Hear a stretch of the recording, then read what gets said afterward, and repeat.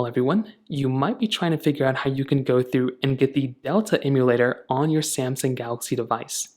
Now, unfortunately, the unfortunate news is that there is basically no way of getting the Delta emulator on your particular Samsung Galaxy phone. Now, there are other types of emulators that are available. There's lots of different ones.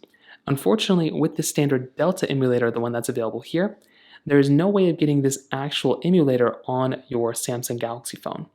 I know it's unfortunate, but that's kind of the situation that we're basically in. It's a very good type of emulator, but it's only available on iPadOS and iOS. So it's only available on those types of devices. It's not really available in any other system. So that is kind of what's unfortunate. We're kind of stuck in that same way. But if you do want to install it, again, you're going to have to basically use a different type of iOS. You have to use iOS or iPadOS. You can also go through and use a different type of emulator. There's lots of them available online. So you can also get them that way. But that's basically how to go ahead and understand it. If you have any other thoughts or questions, please let me know in the comment section below.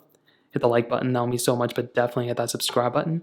More importantly than everything else, I love every single one of you guys. Hopefully I'll catch you guys in the next video.